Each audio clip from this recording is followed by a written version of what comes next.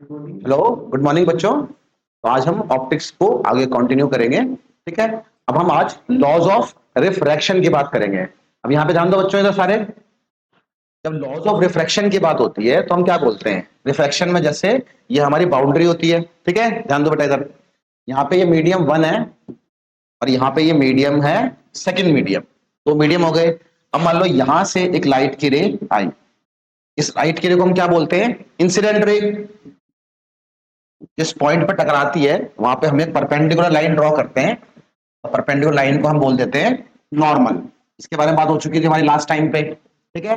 और फिर ये रे जब मीडियम में एंटर करती है तो हमारी ये बात भी हुई थी यहाँ पे, या तो ये रे नॉर्मल की तरफ जाती है या फिर ये रे नॉर्मल से दूर जाती है। तो मान लिया मैंने ये इस तरह से बेंड हो जाती है। ठीक है।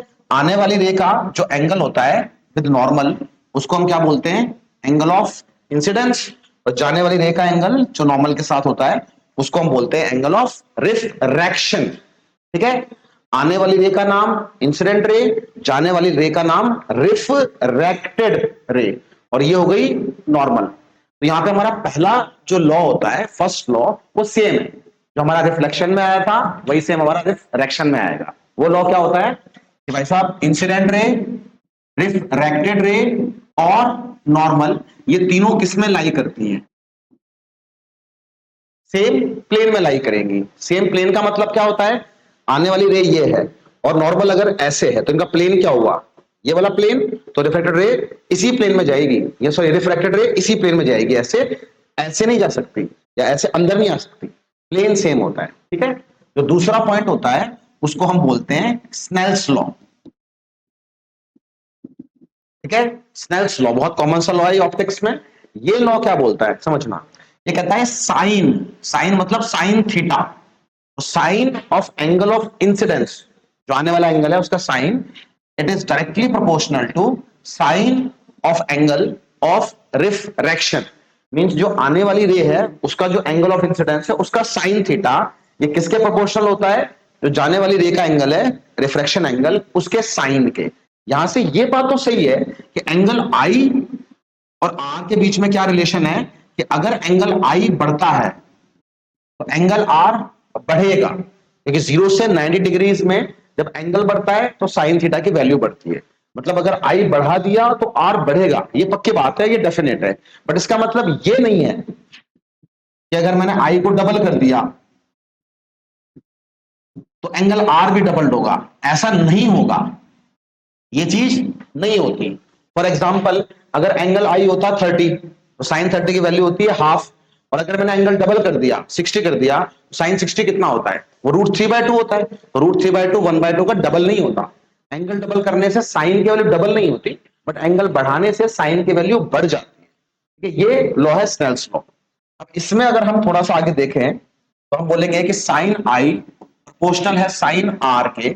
इसका मतलब क्या होता है? अगर मैं इसको लिखना चाहूं तो ऐसे लिखूंगा इसको कि sine I is equal to constant into sine R. Proportionality को हम ऐसे ही रिमूव करते हैं हमेशा, और फिर इसको मैं यहां पर डिवाइड करूंगा sine I upon sine R. ये चीज क्या हो जाएगी? कांस्टेंट। ये जो कांस्टेंट होता है ये रिलेटिव रिफ्रैक्टिव इंडेक्स होता है, जिसकी हमने बात करी थी, म्यू। लेकिन यहां पे डाउट आ सकता है कि मैं इसको म्यू2 अपॉन म्यू1 लिखूं या म्यू1 अपॉन म्यू2 लिखूं। तो हम कैसे याद रखते हैं? जैसे मैं बताता हूं आपको, ये क्या आता है? म्यू2 अपॉन म्यू1। लेकिन अगर इस तरीके से याद रखोगे इसको तो कंफ्यूज हो जाओगे। इसलिए बेटर क्या होता है देखना, इसको मल्टीप्लाई करो। तो ये जो म्यू1 है ये किससे मल्टीप्लाई होगा? साइन आई से, क्रॉस मल्टीप्लाई। तो यहां पे बनेगा mu one sine I is equal to mu two को किससे मल्टीप्लाई करूंगा? साइन आर से। तो म्यू2 साइन आर, हम स्नेल्स लॉ को इस तरीके से याद रखते हैं। यानी कि इसमें क्या हुआ देखो, लाइट आई थी तो इस मीडियम का रिफ्रैक्टिव इंडेक्स क्या होगा? म्यू1। इस मीडियम का रिफ्रैक्टिव इंडेक्स क्या होगा? म्यू2। यानी कि इसी मीडियम का रिफ्रैक्टिव इंडेक्स है और इसी मीडियम का जो एंगल है उसका साइन, म्यू1 इंटू साइन आई सेम मीडियम का हो गया, और दूसरे मीडियम के लिए म्यू2 इंटू साइन आर, ये दोनों क्या होंगे? इक्वल। तो हम इसलिए स्नेल्स लॉ को हम इस तरीके से याद रखते हैं कि mu one sine I equals to mu two sine R. अब यहां पे अगर हम थोड़ी सी बात रिफ्रैक्टिव इंडेक्स के बारे में और कर लेते हैं, जो हमने पहले नहीं करी थी, फिर आगे इस पे थोड़ा सा कंटिन्यू करेंगे। देखो, कोई भी अगर वेव होती है, कोई भी वेव, वेव को हम ड्रॉ इस तरीके से करते हैं।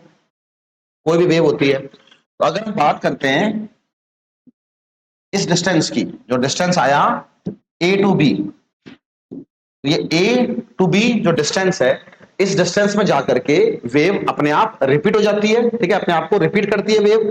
तो इस डिस्टेंस को हम क्या बोलते हैं? Wave length, lambda. तो वेवलेंथ बेसिकली क्या होता है? वो डिस्टेंस होता है जिसमें जाकर के कोई वेव अपने आप को दोबारा से रिपीट करती है। मतलब जरूरी नहीं है कि मैं डिस्टेंस यहां से यही वेवलेंथ लूंगा, मैं यहां से यहां का डिस्टेंस भी वेवलेंथ ले सकता हूं, वो मेरी मर्जी है कि मैं कहां से कहां ले रहा हूं उसको। दूसरी चीज होती है वी। वी क्या है? वेलोसिटी ऑफ वेव, जो वेव जा रही है उसकी वेलोसिटी कितनी है। और तीसरी चीज होती है टी। टी मतलब टाइम पीरियड। टाइम पीरियड से हमारा मतलब क्या है? टाइम पीरियड से हमारा मतलब होता है कि एक वेव पूरी बनाने में, मतलब एक वेवलेंथ का डिस्टेंस चलने में वेव को टाइम कितना लगता है, उस डिस्टेंस को हम क्या बोलते हैं? उस डिस्टेंस को बोलते हैं लैम्डा। और जो टाइम लगता है ए से बी पहुंचने में या फिर एक वेवलेंथ चलने में, वो टाइम क्या होता है? Time period. टाइम पीरियड का उल्टा क्या होता है? फ्रीक्वेंसी। टाइम पीरियड का उल्टा क्या होता है? फ्रीक्वेंसी। समझना इसको, फ्रीक्वेंसी का मतलब क्या होता है? फ्रीक्वेंसी होती है कि कोई भी चीज कितने टाइम में या एक यूनिट टाइम में, समझ लो एक सेकंड में कितनी बार हो रही है। जैसे मान लो मैं कह रहा हूं टाइम पीरियड वेव का 5 सेकंड का, मतलब 5 सेकंड में एक वेव पूरी बनती है। 5 सेकंड में पूरी वेव, तो एक सेकंड में कितनी वेव बनेगी? 1/5। कोई वेव बनती है आधे सेकंड में, तो एक सेकंड में कितनी बनेगी भाई? 2 बनेगी ना। इस हिसाब से हम बोलते हैं कि फ्रीक्वेंसी क्या होती है? टाइम का उल्टा। अगर यहां पे आपने टाइम का यूनिट आपने ले लिया सेकंड, तो फ्रीक्वेंसी जिसको हम एफ बोलते हैं, इसको न्यू भी बोलते हैं, दोनों सिंबल होते हैं इसके, तो फ्रीक्वेंसी का यूनिट क्या होगा? 1/सेकंड। और 1/सेकंड को हम क्या बोलते हैं? हर्ट्ज। बहुत कॉमन सा नाम होता है ना, आपने सुना होगा। सॉफ्टवेयर होता है प्रोसेसर, इतने गीगा हर्ट्ज का है, या ये चैनल इतने मेगा हर्ट्ज का है। वो हर्ट्ज का मतलब क्या होता है? साइकिल्स पर सेकंड, ठीक है। तो ये फ्रीक्वेंसी होती है 1/टाइम, ये लैम्डा, ये वेलोसिटी, ये फ्रीक्वेंसी। हमें इन तीनों के बीच में निकालना है रिलेशन। उसका एक तरीका क्या होता है? आप 8वीं क्लास का फॉर्मूला याद करो। डिस्टेंस क्या होता है? डिस्टेंस होता है स्पीड इंटू टाइम, ठीक है। अब डिस्टेंस यहां पे कौन सा है इनमें से? लैम्डा डिस्टेंस है, डिस्टेंस हो गया जी लैम्डा। उसके बाद स्पीड, वो क्या है? वी। और टाइम क्या है? टी। टाइम का उल्टा क्या होती है? फ्रीक्वेंसी। यहां से आप बोल सकते हो कि वेलोसिटी क्या हो गई? लैम्डा इंटू 1/टाइम, ठीक है। टाइम चला गया यहाँ पे नीचे, और 1/टाइम क्या हो जाएगा? फ्रीक्वेंसी। या तो वेलोसिटी का फॉर्मूला याद रख लो, लैम्डा इंटू एफ, या फ्रीक्वेंसी का फॉर्मूला याद रख लो, वी अपॉन लैम्डा। वैसे तो ये आपको याद कहां हो जाता है? ये आपको डुअल नेचर वाले टॉपिक में याद हो जाता है। वहां पे याद करो, एनर्जी को हम क्या लिखते थे? एच न्यू और एच सी बाय लेमडा।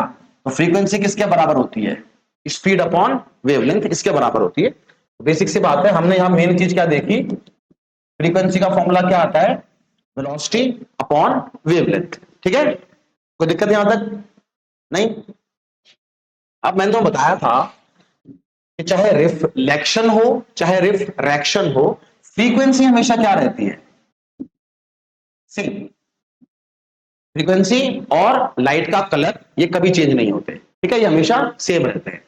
अब अगर मैं कह रहा हूं कि लाइट किसी मीडियम में आई, और वो मीडियम कैसा है? डेंस। मीडियम डेंस होने का मतलब उसका रिफ्रैक्टिव इंडेक्स क्या हो गया? ज्यादा हो गया। रिफ्रैक्टिव इंडेक्स जब बढ़ता है तो लाइट की स्पीड क्या होती है? कम होती है ना, क्योंकि जितना गहरा मीडियम होता है, जितना भारी मीडियम होगा, उतनी लाइट की स्पीड कम हो जाती है। अदरवाइज चाहे आप फॉर्मूले से देख लो, रिफ्रैक्टिव इंडेक्स का फॉर्मूला क्या था? सी बाई वी था। तो अगर म्यू बढ़ेगा तो ये वेलोसिटी कम होती है। तो लाइट अगर डेंसर मीडियम में आएगी तो लाइट की वेलोसिटी क्या हो जाती है? डिक्रीज। मेरा क्वेश्चन है, अगर लाइट की वेलोसिटी कम हुई है तो लाइट की वेवलेंथ में क्या फर्क पड़ेगा? भाई ठीक है, लाइट आ गई डेंसर मीडियम में, ठीक है, तो लाइट की वेवलेंथ, सॉरी, लाइट की वेलोसिटी क्या हो गई? कम हो गई। वेलोसिटी कम हुई है तो वेवलेंथ क्या होगी? कम होगी या ज्यादा होगी? बताओ, सोच के बताओ।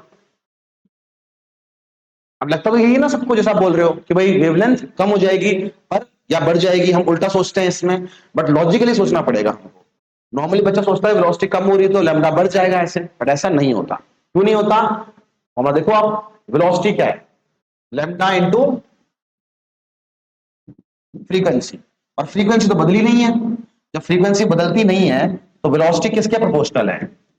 लैम्डा के। तो अगर वेलोसिटी कम हुई है तो लैम्डा भी कम होता है, पहली चीज। ऐसा क्वेश्चन कई बार आता है बोर्ड वगैरह में, तो वहां पे आपको पता होनी चाहिए चीज। दूसरी बात, जो हमने लास्ट टाइम ये फॉर्मूला करा था, ये फॉर्मूला हमने किसमें करा था? स्पीड के फॉर्म में किया था। अब हमें इस फॉर्मूले को वेवलेंथ के फॉर्म में भी करना होगा, तो कैसे करेंगे? सिंपल सी बात है, रिफ्रैक्टिव इंडेक्स क्या आया था हमारे पास में? C upon V। अब देखो यहां से हमने फॉर्मूला बताया ना, वेलोसिटी क्या होती है? Lambda into frequency. तो ऊपर के ये बात करेंगे हम यहाँ पे, ऊपर स्पीड क्या होगी? ये एयर या वैक्यूम के लिए होता है, तो यहां पे क्या आएगा? लैम्डा एयर का, और फ्रीक्वेंसी भी किसकी? एयर की। देख लो फॉर्मूला ये यहां से, ना वेलोसिटी क्या है? Lambda into frequency. तो जब एयर के लिए बात कर रहा हूं वेलोसिटी की, उसका बोलते हैं सी। वो क्या आती है? एयर का लैम्डा इंटू एयर की फ्रीक्वेंसी, तो वही मैंने यहां पे कराया। और वी क्या है? उस मीडियम में वेलोसिटी, तो मीडियम की वेलोसिटी क्या आएगी? मीडियम का लैम्डा इंटू मीडियम की फ्रीक्वेंसी। पर फ्रीक्वेंसी तो सेम है, फ्रीक्वेंसी चेंज होती नहीं है। यहां बात करिए हमने, देखो फ्रीक्वेंसी कभी चेंज होती ही नहीं है, इसलिए फ्रीक्वेंसी दोनों की सेम रहेगी, because frequency of air is equal to frequency of medium. हमारे पास रिफ्रैक्टिव इंडेक्स का फॉर्मूला क्या बन जाता है? Lambda air upon lambda medium. मतलब अगर उसने स्पीड के टर्म्स में पूछा है तो अच्छी बात है, अगर वेवलेंथ के टर्म्स में पूछेगा तो आप ऐसे कर लेना। मींस क्वेश्चन ऐसे आ जाता आपके पास कि मान लो कोई है ना, लाइट है, वेव है, उसके मान लो एयर में वेवलेंथ कितनी है? 6000 एंगस्ट्रॉम। और मान लो वो एंटर करती है ग्लास में, पूछेगा बताओ ग्लास के अंदर उसकी वेवलेंथ क्या होगी? और ग्लास का बताया था मैंने आपको, एयर का रिफ्रैक्टिव इंडेक्स 1 होता है, वाटर का रिफ्रैक्टिव इंडेक्स 4/3, ग्लास का रिफ्रैक्टिव इंडेक्स है 3/2। ये आपको बिल्कुल याद रखने हैं रिफ्रैक्टिव इंडेक्स, ठीक है ना? इसमें कोई वो नहीं है, क्वेश्चन में 90% वो दे देगा, पर 10% का रिस्क क्यों लेना, याद रखो। अपन निकाल सकते हैं इसको बिल्कुल आराम से, हम यहां रख देंगे म्यू कितना है? 3/2। एयर में वेवलेंथ कितनी है? 6000 एंगस्ट्रॉम। तो मीडियम की वेवलेंथ कितनी आएगी? बस वही तो निकालना है, तो 3 से काट दो इसको, 3 2 6, 2000। लैम्डा मीडियम यहां पे, और ये 2 मल्टीप्लाई होगा 2000 से, तो मीडियम के अंदर लैम्डा कितनी हो जाएगी? 4000 एंगस्ट्रॉम। अगर फॉर्मूला वेवलेंथ में आता है तो आप ऐसे कर लो उसको, ठीक है? कोई दिक्कत नहीं, आसान सही ना? इसमें एक और चीज है जिसकी हमने लास्ट टाइम बात नहीं करी थी, अब बात कर लेते हैं, रिलेटिव रिफ्रैक्टिव इंडेक्स। ठीक है, रिलेटिव का मतलब क्या होता है कि आप किससे कंपेयर कर रहे हो उसको, है ना? आजकल तो रिलेटिव होते भी कंपेयर करने वाले ही सारे, ना? तुलना करते हैं, हमारा बेटा इतना अच्छा कर रहा है, आपका बेटा क्या कर रहा है, तो वो रिलेटिव वर्ड बड़ा अच्छा है उनका, है ना? कंपेयर करते हैं। तो यहाँ पे रिलेटिव रिफ्रैक्टिव इंडेक्स का मतलब क्या होता है कि आप किसी एक मीडियम के रिफ्रैक्टिव इंडेक्स को दूसरे से कंपेयर कर रहे हो। भाई मैं ऐसे बोलूं कि मेरा वेट है 90, आपका वेट है 45, वो इतना अच्छा डेटा नहीं हुआ। मैं आपसे बोलूं कि भाई मेरा वेट आपसे डबल है, तो इजीली याद रह जाएगा, वो फंडा यहाँ पे होता है। तो मैं यहाँ पे कर रहा हूं कि मान लो relative refractive index of medium 2 with respect to medium 1। तो जिसके रेस्पेक्ट में लेते हैं हम, जिसके रेस्पेक्ट में लेना होता है चीज को, वो हमेशा किस में आता है? डिनोमिनेटर में आता है। इसको ऐसे लिख लेते हैं हम, μ12। तो ऊपर वाला है वो μ2 और नीचे वाला μ1। मतलब ये किसकी वैल्यू है? ये मीडियम 2 का रिफ्रैक्टिव इंडेक्स है, μ1 के, मतलब मीडियम 1 के रेस्पेक्ट में। जिसके रेस्पेक्ट में लेते हैं वो डिनोमिनेटर में आता है। अगर इसका उल्टा करना होता, मुझे मीडियम 1 का निकालना होता 2 के रेस्पेक्ट में, तो ऊपर μ1 नीचे μ2 आता। इसके ऊपर भी बोर्ड में कई बार क्वेश्चन आए हैं ऐसे, आपसे पूछेगा जी बताओ रिलेटिव रिफ्रैक्टिव इंडेक्स क्या होगा ग्लास का, किसके रेस्पेक्ट में? वाटर के रेस्पेक्ट में। अब किसके रेस्पेक्ट में पूछा है उसने? वाटर के रेस्पेक्ट में पूछा है, तो आंसर क्या होगा? ऊपर आएगा ग्लास का रिफ्रैक्टिव इंडेक्स और नीचे किसका आएगा? वाटर का आ जाएगा। ग्लास का होता है 3/2, वाटर का कितना बताया था अभी मैंने? हाँ 4/3। तो ये 4/3 पलटी मारेगा, ऊपर जाएगा, 3 3 जा 9 और 4 2 जा 8। तो ये 9/8 किसका आ गया? ये ग्लास का आया वाटर के रेस्पेक्ट में। आपसे अगर वो पूछता कि रिफ्रैक्टिव इंडेक्स वाटर का क्या होगा ग्लास के रेस्पेक्ट में, तो वाटर का ग्लास के रेस्पेक्ट में क्या आता, ऊपर आता म्यू ऑफ वाटर, नीचे आता म्यू ऑफ ग्लास, मतलब इसका उल्टा, तो कितना आ जाता 8/9। इस तरह से रिलेटिव रिफ्रैक्टिव इंडेक्स पे कई बार क्वेश्चन आ जाते हैं। रिलेटिव रिफ्रैक्टिव इंडेक्स का फॉर्मूला भी हम वेवलेंथ के टर्म्स में कर सकते हैं। जैसे मैं निकाल रहा था μ12 मतलब सेकंड मीडियम का रिफ्रैक्टिव इंडेक्स फर्स्ट के रेस्पेक्ट में। अब वेवलेंथ के टर्म्स में हमने क्या देखा था, म्यू का फॉर्मूला क्या आया था, ऊपर लैम्डा एयर और नीचे लैम्डा उस मीडियम में, ठीक है। तो अगर मैं सेकंड मीडियम का रिफ्रैक्टिव इंडेक्स देखता हूं उसका फॉर्मूला क्या होना चाहिए था, तो लैम्डा एयर अपॉन लैम्डा की वैल्यू, वेवलेंथ की वैल्यू जो किसमें आती, मीडियम 2 में आती, यही तो होता μ2। सेम ऐसे μ1 क्या होता, तो μ1 होता लैम्डा एयर अपॉन लैम्डा 1 मतलब लैम्डा 1 मतलब वेवलेंथ जो फर्स्ट मीडियम में आएगी उसकी, ठीक है। अब ये फॉर्मूला है उसमें दोनों चीजें रख दो यहां पे आराम से, तो लैम्डा एयर अपॉन लैम्डा 2, ये फॉर्मूला किसका हुआ μ2 का, और μ1 का क्या हो जाएगा लैम्डा एयर अपॉन लैम्डा 1, तो lambda A upon lambda 2 into lambda 1 upon lambda A, ये दोनों कट गए, क्या आंसर आ गया लैम्डा 1 अपॉन लैम्डा 2, उल्टा आएगा वेवलेंथ के टर्म्स में। ऐसे बोल रखा हो आपको कि मान लो मीडियम 1 में तो वेवलेंथ है लेट्स से 400 नैनोमीटर और मीडियम सेकंड में वेवलेंथ है लेट्स से 300 नैनोमीटर, और आपसे पूछे बताओ रिफ्रैक्टिव इंडेक्स क्या होगा फर्स्ट मीडियम का सेकंड के रेस्पेक्ट में, कैसे पूछेगा वो, फाइंड रिफ्रैक्टिव इंडेक्स यानी relative refractive index of medium 1 with respect to medium 2। तो यहां पे ऊपर कौन आएगा μ1 और नीचे कौन आएगा μ2, और ये μ1 बाय μ2 यहां से देख लो उल्टा होता है, यहाँ पे μ2 बाय μ1 है तो यहाँ पे क्या आता है लैम्डा 1 बाय लैम्डा 2, तो यहां से फॉर्मूला क्या बनेगा, क्या आएगा लैम्डा 2 अपॉन लैम्डा 1, तो लैम्डा 2 रहा 300 और ये आ गया 400, कितना हो गया 3/4। और इस तरह से हम रिलेटिव रिफ्रैक्टिव इंडेक्स को स्पीड के टर्म्स में भी निकाल सकते हैं, वो भी कोई इशू नहीं होता, ठीक है ना। जैसे मुझे निकालना हो सेकंड का रिफ्रैक्टिव इंडेक्स फर्स्ट के रेस्पेक्ट में, तो सेकंड के लिए मतलब μ2 ऊपर आता μ1 नीचे आता, और μ2 की वैल्यू क्या होती है, μ2 होता स्पीड ऑफ लाइट एयर में और speed of light second medium में वो क्या आती है v2, और μ1 क्या होता c/v1 है ना, स्पीड ऑफ लाइट एयर में upon speed of light medium 1 में, उसको अपन क्या बोल रहे हैं v1, करके फिर से क्या आता है v1 बाय v2 फिर लैम्डा 1 बाय लैम्डा 2, किसका फॉर्मूला आया है ये μ2 बाय μ1 का, इस तरह से भी याद रख लेना उसको, ठीक है ना। तो यहाँ पे अगर μ2 बाय μ1 होता है तो यहाँ पे लैम्डा 1 बाय लैम्डा 2, इस तरीके की चीज, ठीक है। अब दोबारा बात करते हैं हम स्नेल्स लॉ की, ठीक है। तो स्नेल्स लॉ ने हमें बोला क्या था कि अगर लाइट 1 मीडियम से सेकंड में जाती है तो आप सिंपल क्या याद रख सकते हो कि μ1 sin I is equal to μ2 sin R, ये फंडा होता है। इस फंडे में हम डील करते हैं, तो पहला हम जो चीज लेते हैं उसको लेते हैं हम ग्लास स्लैब। स्लैब समझते हो क्या शेप होता है, क्यूबॉइड टाइप का शेप होता है, जैसे फोन है ना इसका थोड़ा सा शेप आप या इसको समझ लो, जैसे ये चीज है ना यहाँ पे, तो ये स्लैब का फॉर्म है ऐसे क्यूबॉइड फॉर्म में, ठीक है, इस तरह से ये चीज क्यूबॉइड फॉर्म में। तो हमारे पास एक ग्लास स्लैब है, हम इसको देख रहे हैं ऊपर से, है ना, ऊपर टॉप व्यू में देख रहे हैं हम इसको, ठीक है। अब मान लो यहाँ पे एक लाइट की रे एंटर करती है इस तरीके से, यहाँ पे लाइट की रे ने एंटर कर दिया, हम यहाँ पे क्या ड्रॉ करेंगे पहले तो एक नॉर्मल, तो ये हमने ड्रॉ कर दी फर्स्ट नॉर्मल n1। अब ये लाइट की रे जब एंटर करेगी तो यहाँ पे तो रेयर मीडियम है, एयर भी हो सकती है कोई और मीडियम भी, बट ये रेयर है μ1, और ग्लास का हम मान रहे मतलब क्या है डेंसर, ग्लास बाहर वाले मीडियम से डेंस है। तो मैंने बताया था आपको जब भी लाइट की रे जाती है हल्के से भारी में तो रे कहां बैंड होती है टुवर्ड्स नॉर्मल ना, हल्के से भारी में गई, भारी में गई मतलब उसकी आजादी कम हो गई तो चुपचाप नॉर्मल की तरफ चल जाएगी, है ना।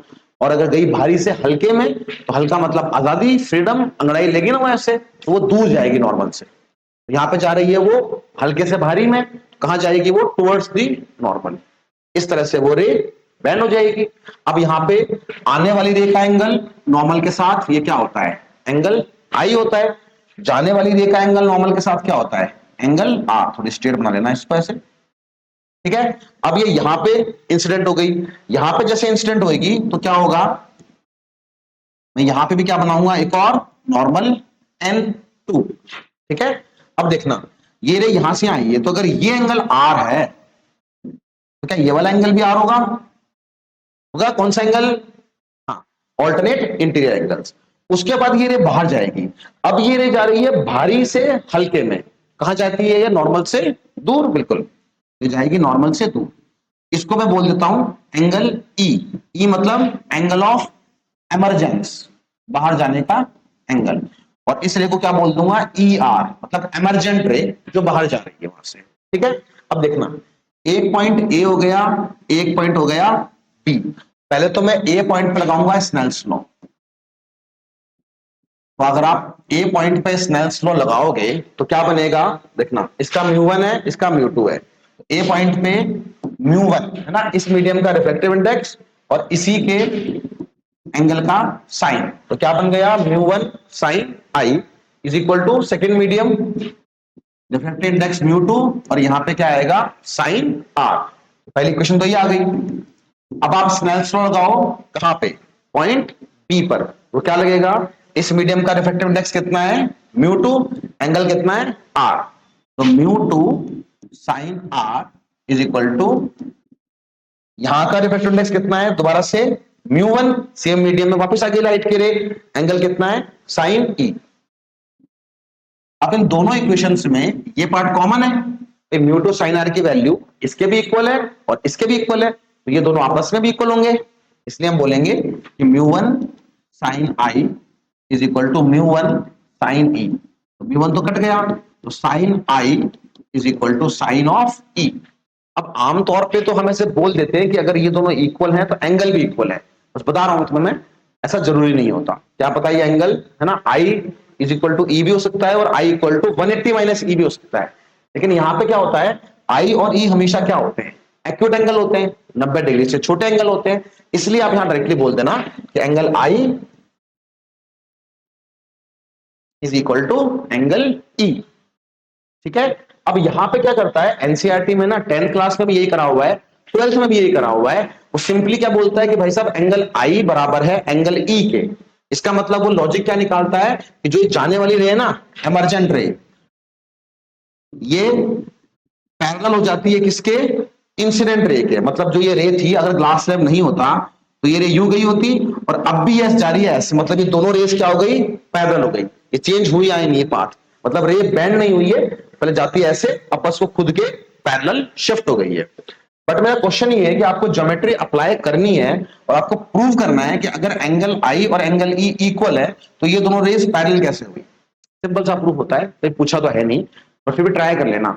आपको बस देखना है कि ना दो रेस पैरेलल कब होती हैं, जब कोरिस्पॉन्डिंग एंगल इक्वल आते हैं, है ना, या अल्टरनेट इंटीरियर। ट्राई कर लेना उसको, सिंपल सा प्रूफ है, ट्राई करना। बट इसको नहीं हो पाएगा मुझसे पूछ लेना या फिर कमेंट्स में डाल देना, ठीक है। जो ऑनलाइन देख रहे हैं उनके लिए, अगर डालोगे तो मैं बता दूंगा कैसे होता है, बाकी ट्राई करना आप, सिंपल सा प्रूफ होता है इसका, ठीक है। तो बस हम यहाँ पे क्या याद रखते हैं कि emergent ray is parallel to incident ray after it passes through the glass slab. मतलब ग्लास स्लैब रे को बैंड नहीं करती, ओवरऑल क्या करती है ग्लास स्लैब, एक लाइट की रे अगर ऐसे आ रही है, अगर कुछ ना होता तो ये लाइट की रे गई होती है ऐसे, तो ये सिर्फ उस रे को अपने पैरेलल शिफ्ट कर देती है और कुछ नहीं करती, बस ये बात याद रखना। अब पहले तो इसमें चीजें और होती थी, ठीक है ना, जैसे इस डिस्टेंस की बात करता था वो, लेटरल डिस्प्लेसमेंट कितना होता है वो हम सॉल्व भी करते थे ऐसे, बट अब वो एनसीईआरटी में फॉर्मूले भी नहीं है और वो हटा भी दिया उसने।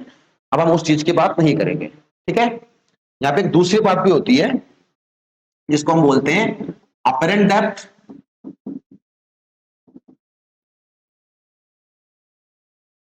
And real depth. तुमने गौर भी करा होगा, देखो ऐसे जब भी कोई बाल्टी होती है उसमें पानी भरा हुआ है तो क्या होता है, जब पानी भरा हुआ है तो हमें क्या लगता है कि उसमें पानी, मतलब जो बाल्टी की जो गहराई है वो कम है, और पानी निकाल लो तो बाल्टी की गहराई हमें ज्यादा लगती है।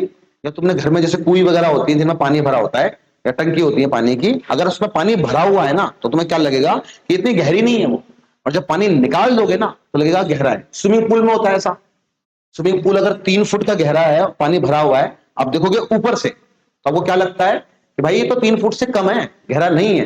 ये ऑप्टिकल इल्यूजन होता है ऐसा। जब आप हल्के मीडियम में होते हो, रेयर मीडियम में होते हो, और आप देखते किसमें हो, डेंसर में, तो आपको हमेशा ये लगेगा कि डेंसर मीडियम की जो विड्थ है, जो गहराई है, वो कम होती है। ठीक है, पहले तो एनसीईआरटी में पूरा इसका प्रूफ भी था, अब सिर्फ एनसीईआरटी ने इसका फॉर्मूला दे रखा है। तो मैं तुम्हें आइडिया दे दूंगा प्रूव कैसे करते हैं इसको, बट आएगा तो नहीं, तो छोड़ो, उसको बता देता हूं बस थोड़ा सा। इस तरीके से मान लो कोई कंटेनर है आपके पास, इसमें कोई लिक्विड भरा हुआ है, लेट्स से वाटर है। वाटर इसलिए लेते हैं हम कि वाटर क्या होता है, ट्रांसपेरेंट होता है ना, दिख जाता है। अब इसमें कोई और शहद भरा हो तो आपको इतना ढंग से दिखेगा नहीं। ठीक है, अब मान लो इसके बॉटम पे, यहाँ पे मान लो कोई चीज पड़ी हुई है, कोई कॉइन है या कुछ भी है, पॉइंट ए है यहाँ पे। अब इसकी जो रियल डेप्थ है उसको मैं क्या बोल रहा हूं, एच, रियल डेप्थ, जो रियलिटी में है। अब क्या होगा, अगर यहां से एक लाइट के लिए जाती है इस तरीके से, तो यहां पे आएगी नॉर्मल। अब ये तो कौन सा मीडियम है, ये मीडियम है डेंस, और बाहर वाला मीडियम क्या है, रेयर। जब ये जाएगी डेंसर से रेयर तो कहां जाती है, बिल्कुल नॉर्मल से दूर, तो जाएगी नॉर्मल से अवे। इस तरीके से जो देखने वाला है, मान लो वो यहां पे, उसकी आंख यहां पे है ना, इतने बड़ी आंख, अब ये आंख देख रही है इसको, तो हमारी आई है ना, वो हमें ये नहीं बता पाती कि रे कहां से बैंड होकर के आई है।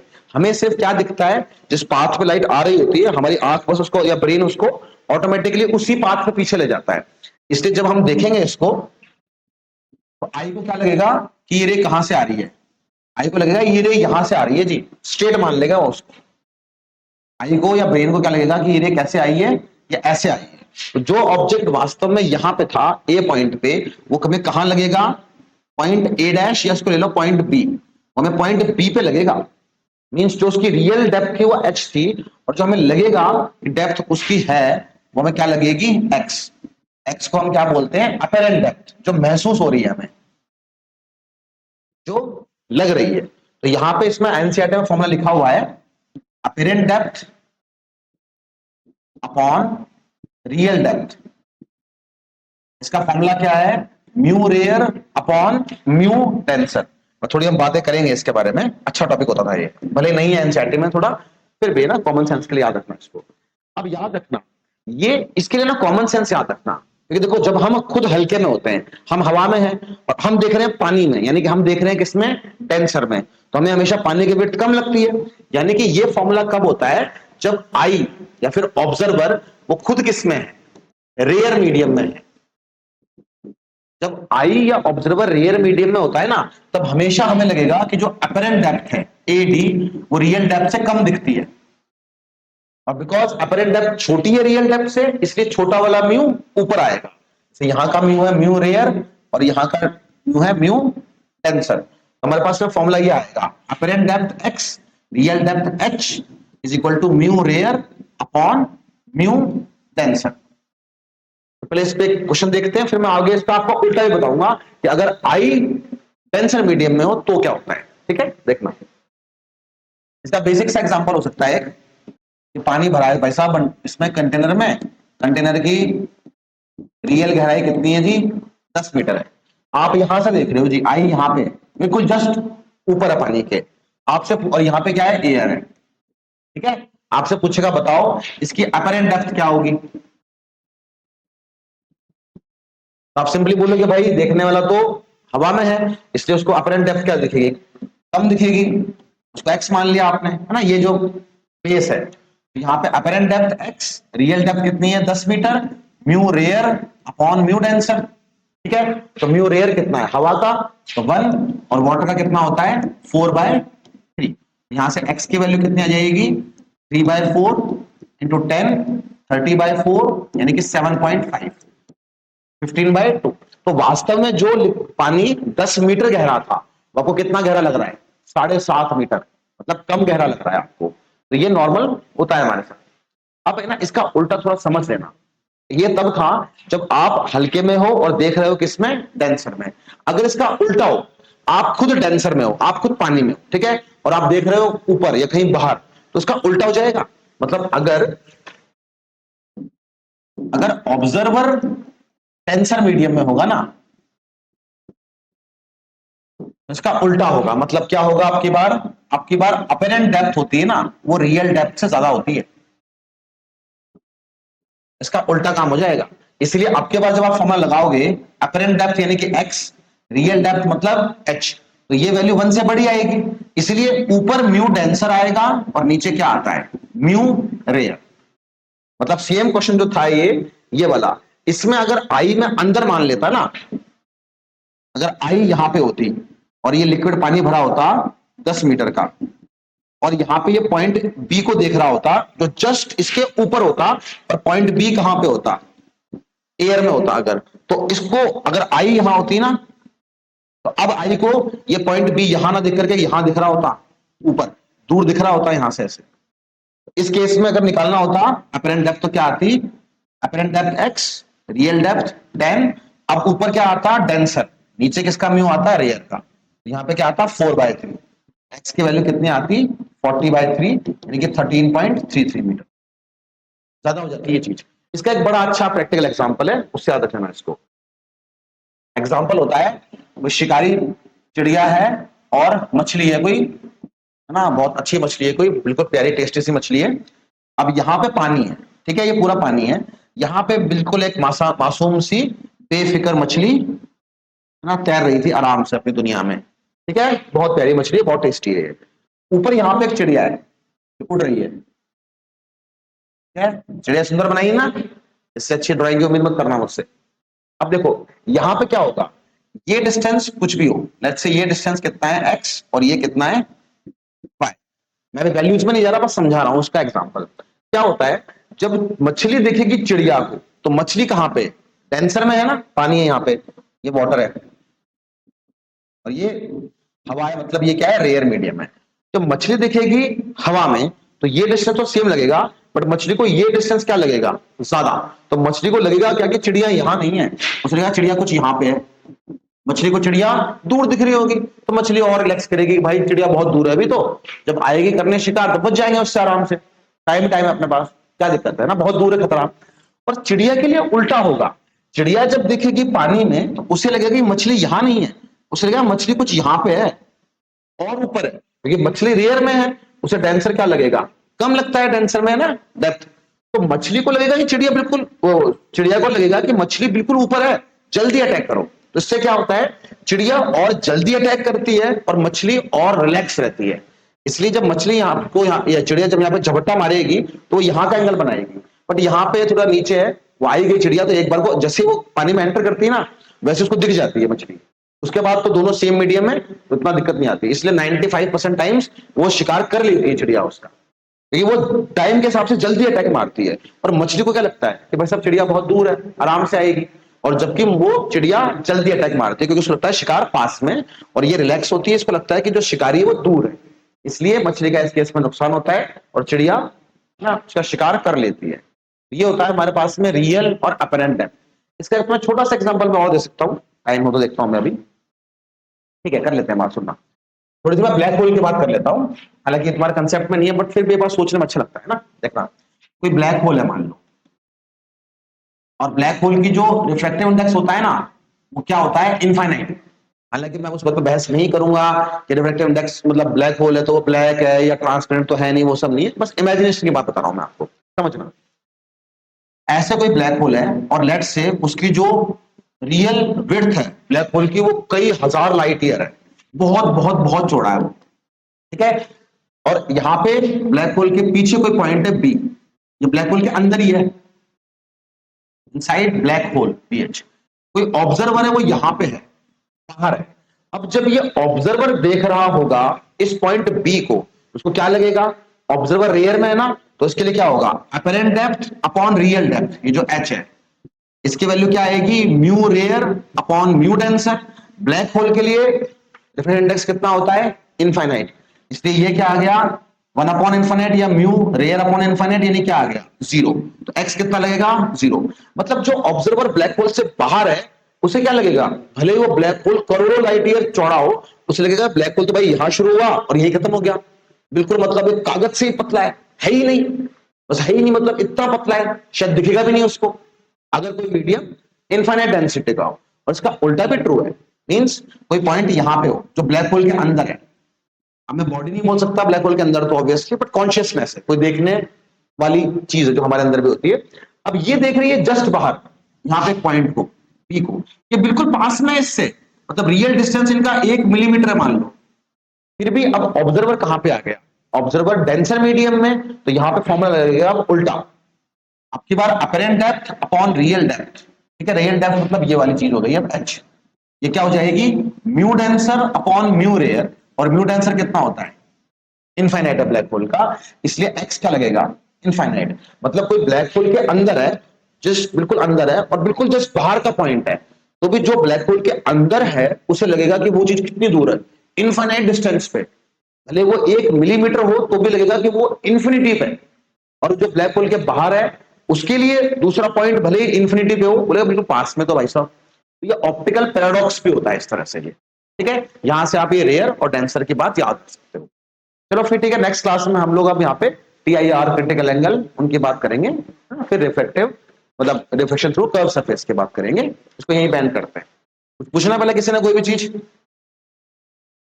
नहीं? हाँ सिंपल सा टॉपिक था बिल्कुल ही। चलो फिर है ना, स्पेंड करते हैं ना, थैंक यू।